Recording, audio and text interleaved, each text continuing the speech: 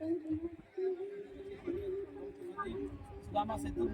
મિત્રો આપણે સવારે આવેલા 6 વાગે, તો ત્યાં આ ગોમતી નદી આખી ભરેલી હતી અહીં સુધી. તો આજે જોઈ શકો છો બપોર થવા આવી છે અને ગોમતી કમસે કમ ખાલી થઈ જવા આવી છે.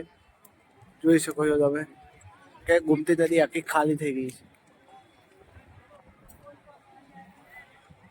આનું શું રહસ્ય છે જરૂર જણાવજો. જો તમે કોઈ દ્વારકાધીશ રહેતા હોય તો જરૂર કમેન્ટમાં જણાવજો કે આ નદી ખાલી થઈ જવાનું શું કારણ છે. સવારે તો આખી ભરેલી હતી નદી અને અત્યારે ખાલી થઈ ગઈ છે, જોઈ શકો છો. અને બધા અહીંથી નદીમાં રહીને પેલી બાજુ જાય છે, જોયું. તો મિત્રો ગોમતી નદી જોઈ શકો છો કે ખાલી થઈ ગઈ છે. તો આપણે અહીંથી સાંજે પાછી ભરાઈ જાય છે, તો આપણે અહીંથી ચાલતા ચાલતા જઈએ છીએ પેલી બાજુ, કારણ કે પેલી બાજુ પણ આપણે દર્શન કરવા જવાનું છે. ત્યાં શું આવેલું છે એ પણ આપણે જોશું. તો આપણે જઈએ છીએ અહીંથી ગોમતી નદીમાંથી. જોઈ શકો છો પેલી બાજુ ઊંડું છે, પણ એ બાજુ તો એકદમ ઓછું થઈ ગયું. સવારે તો બહુ ઊંડું હતું પાણી, એક ઉપર ઊંધી હતું, પણ અત્યારે ઓછું થઈ ગયું છે. તો આપણે ફટાફટ જતા રહીએ, કેમ કે આપણે પોણા 2 વાગે બસ જવાની છે બેટ દ્વારકા માટે. તો આપણે ફટાફટ હજી નાહી જઈશું. અંદર એકદમ ચોખ્ખું પાણી છે અને આ પાણી પાછું જાય છે મિત્રો, પાછું દરિયા કિનારાની અંદર એમ જાય છે, જોઈ શકો છો.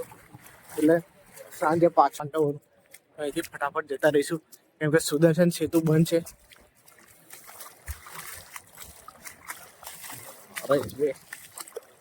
મિત્રો આવો તો બહુ સાચવીને આવજો. જોઈ શકો છો 52 ગજની ધજા ફરકે છે મિત્રો. તો મિત્રો સામે દ્વારકાધીશનું મંદિર છે, આ સુદામા સેતુ છે અને નદી છે. તો આપણે ચાલતા ચાલતા જઈએ પેલી બાજુ. ફટોફટ જવું પડશે, કેમ કે જો મોડું થઈ ગયું તો આપણે બસ છૂટી જવાની છે. તો મિત્રો આ છે સુદર્શન સેતુ. પેલી બાજુ કંઈ જવા જેવું નથી. મેન છે આપણે અહીં તીર્થ, અહીં છે, અહીં જો ગોમતી તીર્થ કરીને છે. ગોમતી તીર્થ પંચનંદ તીર્થ કરીને હોય છે. આપણે અહીં જઈને જોઈએ.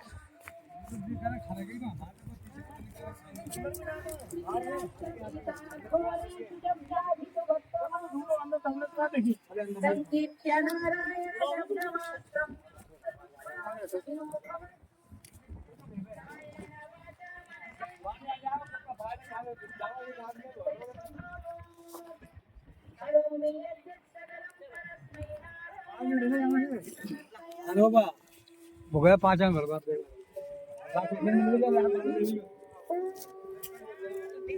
મિત્રો અહીં જોઈ શકો છો કે ત્યાં ગુરુજી છે, તે બધાને પાણી પીવડાવે છે. અહીંનું પાણી બહુ પવિત્ર લાગે માનવામાં આવે છે, કેમ કે અહીં 5 પાંડવો 1 2 3 4 ને 5 કુવા આવેલા છે મિત્રો. એટલે 5 પાંડવોનું પ્રતીક આવેલું છે. તે ચંદ્રભંગા તીર્થ, એટલે બધી જગ્યાએ અલગ અલગ તીર્થ તરીકે નામ આવેલું છે.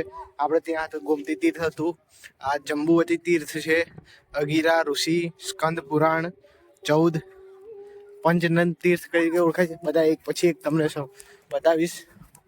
પેલું કુશાવટી તીર્થ છે, કુશાવટી તીર્થ, પંચનંદ તીર્થ, અત્રિ ઋષિ, સ્કંદ પુરાણ, 14. બધાના એમ કે છે પાણીના સ્વાદ પણ અલગ અલગ છે એમ કહે છે. તો આપણે પાણીને ટેસ્ટ પણ કરશું. જોઈ શકો છો અંદર પાણી પણ છે.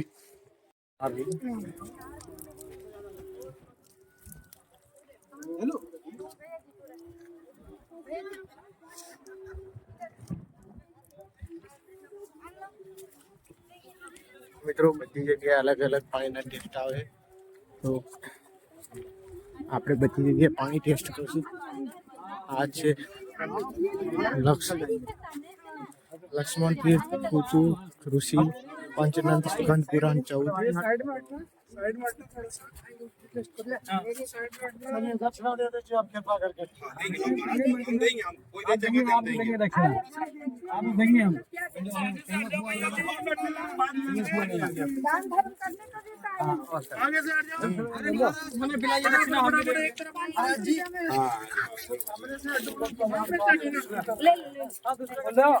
लेना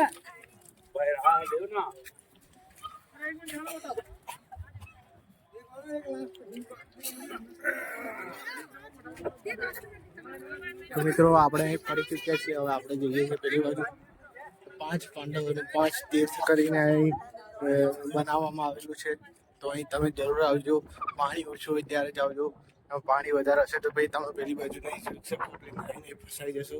ત્યારે પાણી ઓછું થશે ત્યારે જ જવું પડશે. અને એ બાજુ દરિયા કિનારો આવેલો છે. બટ જઈને આવીએ મિત્રો. થોડો રસ્તો કાચો છે એટલે સાચવીને આવું. લક્ષ્મીનારાયણ પંચનંદ તીર્થ આવેલું છે. લક્ષ્મીનારાયણ પંચનંદ તીર્થ.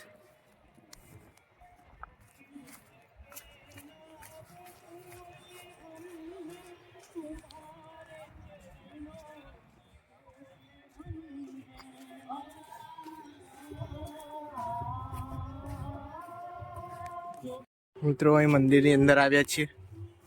આ મંદિરની અંદર અહીં દુર્વાસા ઋષિનું બનાવેલું છે. અહીં ઝાડ છે અને અહીં દુર્વાસા ઋષિ અહીં બિરાજમાન છે, જોઈ શકો છો. આ શિલા છે શ્રીરામજીની, જોઈ શકો છો. અહીં તાળું મારેલું છે. તો આપણે અહીંથી ફટાફટ જઈએ છીએ પેલી બાજુ, ગોમતી નદીની પેલી બાજુ જતા રહીએ.